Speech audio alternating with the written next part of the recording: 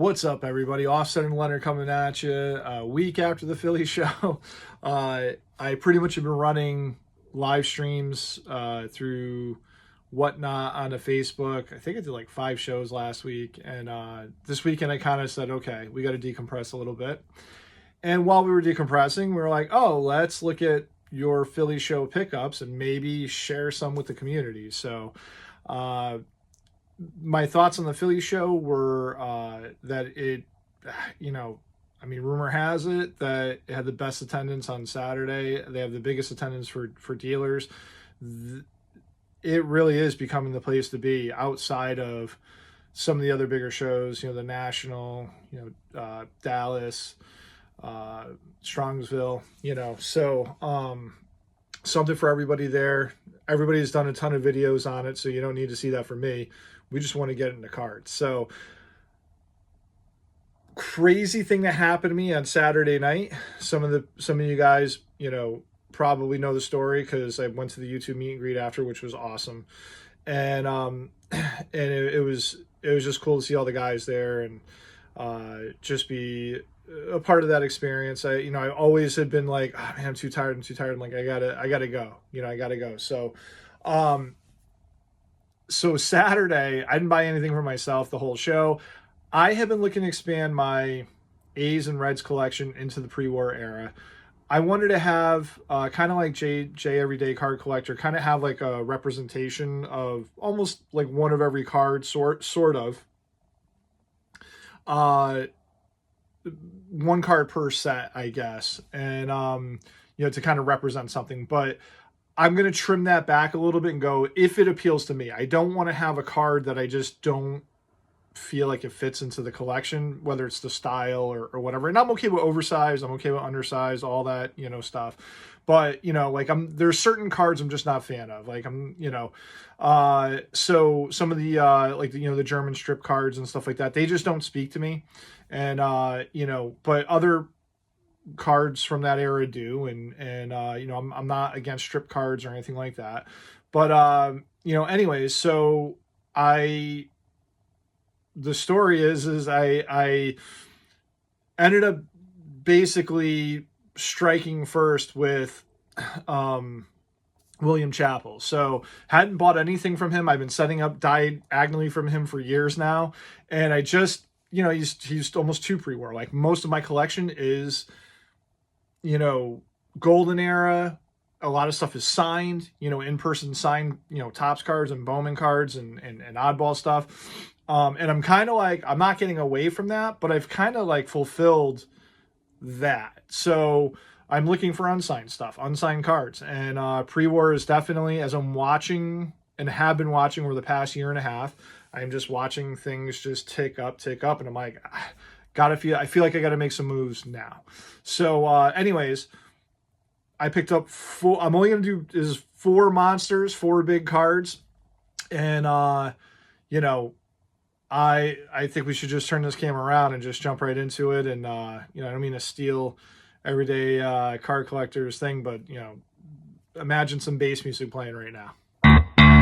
Okay, so I go over to Bill Chappell. I put together a small pile of cards, some stuff that I have been selling over the past week to kind of offset some of the costs, some things for my PC, and I have some other pre-war stuff like double plays and some Reds and A's stuff that I picked up kind of on the cheap. I'm going to save that for another show. Like I said, we're just doing all big cards here. But one thing that just kind of was laying on his black showcase, kind of like this, I just happened to read the flip, and I was like, this is really cool. And this is a 1915 Magic slide Chief Bender. And this is him, I guess like he was retiring right then and there with the Baltimore Feds. But I saw this, I saw the price, and it happened to be, not that it matters, but happened to be a Beckett, graded 7. I just thought it was so cool. And it's inspired me to do more research on Chief Bender, and also, I definitely want like a T206, and they're somewhat affordable for now. So that's gonna be probably the next kind of card I'm gonna look for, is a tobacco card. There's several different ones. I'm probably going to go for one that's got featuring like the, the A's logo in there. But these are so cool. This is like almost, it kind of reminds me of, even though this came out way before, almost 100 years before, but it reminds me of like the Upper Deck behind the glass inserts. And, these were just put in these were educational slides. And the fact that this is intact and it is protected, I am thoroughly going to enjoy this, and this is definitely a cool conversation piece. I mean, we could even go into, the gentlemen that are sitting in the background, behind the stands, and, in his day, let's see, there was none better than Bender, the Indian pitcher formerly of the Philadelphia Athletics. Now he's been released by the Baltimore Feds and will retire. Such a cool piece. So that was like the first thing that I picked up. And one of the things that I had asked Chappell is that, I was really hot on getting a 34 Diamond Stars Fox, Jimmy Fox.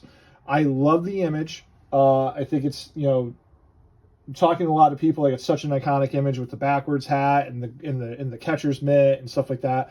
But he didn't have one, so I was willing to spend the money with him, but he didn't have it. So a card that jumped out to me that just spoke to me, and I had been looking for a card from this set too, and I've been watching these cards just go up a lot. Is a Jimmy Fox DeLong 33. And a couple things I love about this card is one is it fulfills the 33 DeLong. I love these cards. I like the fact that they have the different stadium shots and this and that. And I was looking for a playing days Jimmy Fox, so I kind of said, well, let's go. Let's add both together, get the DeLong and the Fox. And so I ended up picking up this 1.5, and he absolutely took care of me on price, which was like awesome. The back's it's loaded with creases and stuff, but the when you're looking at this, say not on camera, the color doesn't really break so much, with the wrinkles and stuff, and I really like that. So this is definitely a highlight in my collection for sure. As we're leaving the show, this is all happening within this is how it happens, right? Within the half an hour show, we're leaving, and my buddy Steve Owens, who sets up with me at the thing and helps me out at the Philly show, booth 102, he brings me over to Stan's booth, and I'm looking at Stan's cards, and this caught my attention. This hand-cut 33 Eclipse import Lefty Grove. I'm like, okay, I gotta have that. So, he did have a 34 Diamond Stars Jimmy Fox in the SGC5, and I'm like, I just spent, X amount of money with Chappell, and then I bought this just because I was just like, I don't know when I'm going to see this again. And, he hooked me up with a fair price because I knew Steve, and it got a, 1.5 grade, but it's not like hammered. And I really enjoying the image, and I didn't have a Lefty Grove in my collection, so I thought that was pretty cool. However, when I got done paying for that, I had asked Stan. I said, Stan, I was like, do you have any other 34 Diamond Star Foxes? And my buddy Steve Owens looked at me and he said, are you kidding me? He goes, it's Stan. So he says, yeah. He goes, I have a 1 and I have a 3.5 and I have a 5. So I was like, can I see them? And the 1 was just a little too surface wear, on it, which kind of, just takes away from the image. And I ended up settling on this. So 1935 Diamond Stars Fox, sorry, 35, not 34. 35 Diamond Stars Fox. Got into 3.5. I can't really, it would have been nicer to get like a little bit more of a brighter, image, but I am very happy with this. It is, it's crease free. It's a 3.5, and this is the card that I wanted. And I just feel like this card and the DeLong, I've been watching these cards for the last year, and they have been, trickling up in price. So I'm just like, I got to get one, now. So anyways, we got you. Do I even have another stand? I probably don't. You. And we have Bender. So